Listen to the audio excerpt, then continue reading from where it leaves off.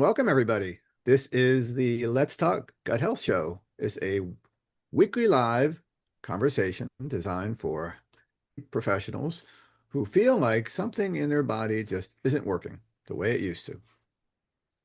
Each week, we're going to explore the connection between stress, energy, nutrition, sleep, your emotional resilience as it relates to the health of your gut.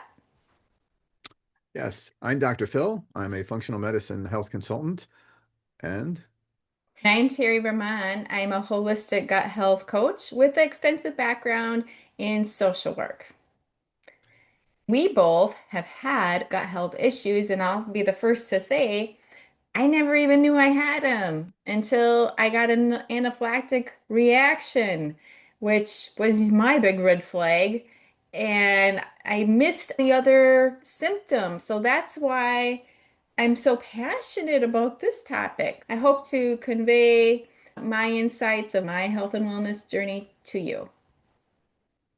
and I was practicing medicine for over 20 years, treated thousands of patients, and didn't see the connection between the brain and the gut until I actually had issues with my brain, with focusing, energy levels, and having gut problems like bloating, gas, and pain. I didn't put it all together. And now that I have, I can help other people who have similar issues. And certainly, when we talk about gut health, we have to talk about stress, sleep, nutrition, environmental toxins, and everything that can affect us. Today, we're going to talk about why don't I feel good? I'm doing everything right, but I don't feel right. What do you think about that, Terry? I was excited to talk about this topic because as I was reflecting on my own personal health journey, I don't think I really stopped to think about it too much, that I Mhm. wasn't feeling myself anymore. I was going with a flow and thinking, oh, it's just stress. And even though I was working full time, going to the gym, waking up early to get to the gym between 5 and 5:30 every day, I started not feeling like myself. And if I look back at it and were to be really honest with myself, I was apathetic, feelings of apathy. However, when you're in a professional job, you hide those things from other people. That was one of the things that I noticed after I got out of the field. Oh, wow, this is what it means to actually feel comfortable in my body again. And I think you and I both realize that now there's a lot of research out about the brain-gut connection, how it's so important. There's a second brain in our gut, and the fact that they're communicating constantly through the vagus nerve. There's a connection between the brain, the gut, and the microbes. The fact is that stress, sleep, and nutrition play such an integral role together in our energy and our focus. That was a huge eye opener for me to learn that our microbes are responsible for not only how we feel physically, but also our moods and how we're able to mentally function as well. The most surprising thing that I learned was that taking care of the gut will take care of your brain and the rest of your whole body. For sure. When we look at somebody, we want to look and make sure that they take into account blood sugar balance as well as how they're going to the bathroom and how they're sleeping. A lot of times we don't realize the impact that sleep really has. I was talking to somebody today and he was essentially telling me that he eats healthy, goes to the gym, but he's not sleeping. That was something that we really need to work on because sleep controls our hormones, our emotions, and can affect our overall focus and energy. Oh, I couldn't agree more. I too had trouble when I was in my very high stress job with sleep. And I never put it together that that would be related to gut health. But now that's something that I strongly share with people because it really comes down to making sleep a priority in your life. I see a lot of people struggling with their health because they don't give themselves a bedtime and they don't stick to it. Even if they say, okay, I'm going to go to bed every night, at 9 or 10.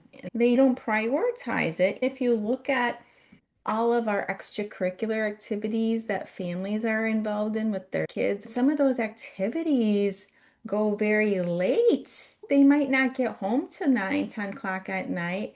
And that really affects the whole family because can you think clearly when you're not getting enough sleep? Yeah, for sure. I'm amazed that people say, oh, I only need 4 or 5 hours of sleep and I'm good to go, but it takes its toll over time. So I had a question for you, Terry. As a holistic gut health coach and specialist, if somebody comes to you and they're just not feeling like themselves, they're doing everything right, they claim they're eating healthy, they claim they're doing all the right things, but they just don't feel like themselves. What would you tell I would ask them to complete my health history form because them? when they complete that health history form, they have to actually think about what they're doing and write it down. I just met with someone who was sharing with me that just doing that was helpful because it got him to focus in on what he was eating, how he was sleeping, and how much movement he's getting in his day. So it really helped him to focus. I help people assess on four key pillars of health.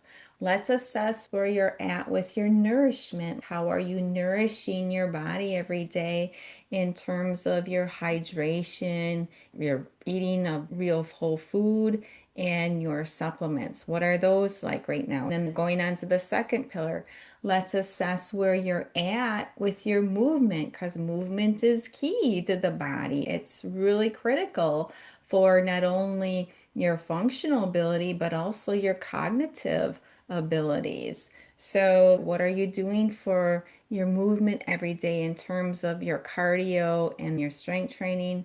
Then I would ask them to look at their restoration practices in terms of their sleep hygiene, how many hours of sleep they're getting, how many hours of deep sleep they're getting. With restoration, what are your stress management practices? What kind of things keep your stress under control? Are you doing some deep breathing? Do you have a joyful practice, a gratitude practice? What helps you to get grounded and center yourself? The fourth pillar is connection. How are you at connecting with yourself, your body, your thoughts, your mindset? How are you connecting with other people, your community? How are you connecting with nature, your higher power, and your higher purpose in life? Connection is key to health. As we know, people in the blue zones, one of the main reasons they live to be over 100 years old is because they have a very close-knit community and they feel connected to each other. You know, too, that loneliness is becoming an epidemic here now. How about you? Same question to you. You've covered it well as far as the four pillows. Certainly asking the right questions, getting them to dig deeper to really understand the connection between the mind and the body and how stress can affect them is key.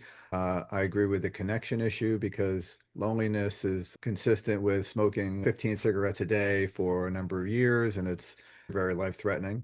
I also believe in balance as far as fat, fiber, and protein with every meal, getting color and variety with each meal. And you talked about movement with exercise and resistance training to help with hormone conversions, particularly the thyroid. But I think asking the right questions and really going deeper, looking at predominantly the three key things I work on first are how the person is moving their bowels, how they're sleeping, and what their blood sugar balance is. From that, we go to fat, fiber, and protein, color, variety, and quantity, quality of foods, et cetera. And then the other thing to understand is that we're all unique individuals. Whatever works for one person is not going to be the same for somebody else. And just because somebody has a particular illness, they manifest a certain way, it doesn't mean that that person's going to have the same manifestation of that illness. In other words, they could both have the same chronic illness, but they may have gotten there in different ways, and they may be dealt with differently because their body is unique. We spoke about the microbes. Everybody has a unique microbiome or unique set of microbes. It doesn't matter what you have there, it's what they're doing and what types of substances and metabolites they're producing and signals that are sent through the body. Signals are something that we need to pay attention to. So the approaches are similar, and we're getting to the root of the problem. It's just asking the right questions, getting people to really connect with their body, and trying to understand how they can manage stress. You mentioned a lot of things with breathing and mindfulness, those kinds of things that help to slow us down so that we're not in such a rush and this mad sympathetic state. Well said, Dr. Phil. When you were not feeling like yourself anymore, what were some of the symptoms that you were noticing? When I was in a state of just working all the time, living on caffeine and sugar, really not having the connections with the family, I was feeling depressed. I was feeling foggy and I was having stomach issues, gas and bloating. I wasn't digesting my food. I certainly wasn't chewing my food because it was always a rush to get to the next thing. I wasn't present. I was falling asleep, or I was even doing things that I wouldn't normally do. I didn't have the alertness that I wanted to have. I was trying to do everything right and trying to do way too much until I realized that I had to just step back and look at the whole picture to find out where I could intervene and how I could address different issues, taking back my life, being present, connecting, eating right, focusing on sleep, and trying to manage the stress that we all have, which we can't get rid of, but we can certainly manage in different ways. How about yourself? For my symptoms, I'll tell you, the biggest symptom for me was the anaphylactic reaction that I had one night where I could hardly breathe. And I was like, wow, this is very interesting. I should have probably gone to the ER, but I instead went to Dr. Google and was reading about my symptoms, trying to figure out why I was having this. And then I'm like, oh, this sounds like it is anaphylactic reaction. So I took some Benadryl, and within an hour, I was much better. That was a really scary event because I could see on my Fitbit that my heart rate was going very low and my body was shaking. My knees were bouncing. I started drinking tons of water, trying to flush out the system. And then that happened again the very next day. Then I made the connection. What's different? I happened to put on a beauty product that I bought over the internet. This melon is good for your skin, if you're aging, get rid of wrinkles, right? So I took a look at the ingredients on the back, and sure enough, sulfate was in there. And I remember having an allergic reaction years ago after taking an antibiotic. I took this antibiotic for 10 days and it had sulfate in there, but the reaction didn't come up until day 10 and I broke out in hives. I remember that. So I didn't put the cream on, but every once in a while I would have one of those reactions again. And that's what prompted me to the doctor because I didn't want to take Benadryl. She tested me and I had an underactive thyroid, hypothyroidism. And she also sent me to an allergist.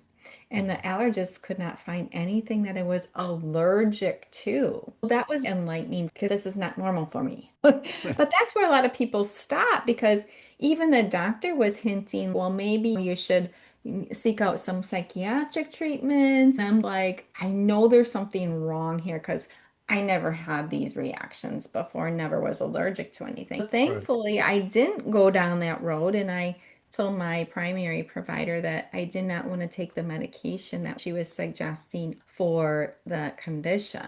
And that's what really got me interested in figuring out what it could be. Then I landed, thank goodness, with an alternative medicine practitioner who did food sensitivity testing. And that's when I found out I had 28 food sensitivity. So my immune system was on fire all that time. And when I stopped those foods on my list, and by the way, these were all healthy foods like eggs, walnuts, cashews, flax seeds, hemp seeds, chia seeds, all those different healthy foods. And I'm like, well, that's fascinating. Then within a month, I lost weight. So that was my huge insight into how we don't know a lot of times when we say, oh, these foods are healthy for you. It really depends on the health of your gut.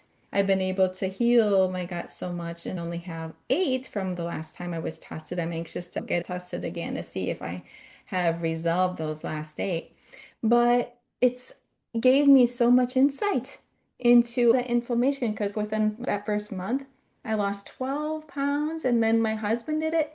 He lost 20 pounds in a month and got rid of his asthma too. I'm like, whoa, wait a minute, what's going on? That was a big symptom for me. Besides that, I was having a hard time sleeping, chronically anxious, so anxious, I could not relax well. So, those were some of my big symptoms. I think it's interesting that when the gut is inflamed from whatever, maybe ultra processed foods or something that you're eating, the gut tends to be inflamed to many different things. As you said, by taking some of these things out of the diet temporarily and then putting them back in again, you find that you can now eat these particular foods. But when you have an inflamed gut, that can range up for a number of food sensitivities. And as you said, once you healed your gut, some of these sensitivities went away. I think that's true. The body can certainly heal itself when it's given the right ingredients and the right things. And certainly we can help people to get their gut in order using different ways, eating the right foods and taking foods out temporarily. We can get them back to where they're able to eat things that they like to eat. Obviously, if there's something that they can't eat, then they just avoid it. That's the way we have to look at it. As we said, it's a unique situation. So I think that you and I have discussed today why people don't feel like themselves, even though they may be doing everything right. We also want to invite people back to come up with their things because everybody is unique. There may be a different way of looking at something. If you're having certain symptoms, there may be other reasons why you're having this symptom. So that's where we open up the discussion to people like you in the universe, in the audience, and we'd like to have your input. We'd like you to bring your questions to us. Absolutely. I want to re-emphasize what you said, Dr. Phil, because talking about these issues with a trusted professional is so enlightening. We all have our blind spots. We think that we're doing everything right, and we're doing a lot right. But if you don't have a very thorough perception of the whole picture, with the experiences like what Dr. Phil and I have with our clients, you get to understand how the body works and you'll be given new insights. I just talking to a fellow who never thought about taking his medications, for example, with food, so it wouldn't be so hard on the gut lining. Right there was a big aha for him. Then he was asking me about coffee. Should I be drinking coffee? And I said, well, caffeine can be hard on the gut lining. So that was another aha for him. And I suggested a mushroom beverage, trying that and seeing if he would have some relief because he was running out of juice by the afternoon, even though he was drinking coffee in the morning. So energy for him was running low. We don't always know our blind spots. And I think that's the beauty in having someone that you can trust to talk to, whether it be us or anybody who's got the knowledge and the training in this area. Mm. Yeah, and certainly we encourage you to talk to your doctor about whatever ails you and to bring them your questions. This is an open forum. It's a safe space where we can openly talk about whatever is ongoing with your health challenges. So we certainly are not your doctor, but we can give you some suggestions to at least get a better understanding of how your body's working. Absolutely. Well said. Thank you so much, Dr. Phil, for the conversation today and sharing a little bit about your story. I can't wait for our next episode next Tuesday. We're talking about exhaustion. Exhaustion is definitely prevalent in our society. A lot of people are exhausted. They don't really know why. So digging deeper into that, and we certainly would like your insights and whatever's going on with you. If you're feeling exhausted, we'd like to have a discussion with you. We look forward to you coming back here and seeing us next week. Yeah, put it on your calendar tentatively, even if you can't make it. It's great to have it on the calendar. And if something comes up, that's okay. We'll be doing this for at least 12 weeks. Take care for now. Bye bye. Take care. Bye.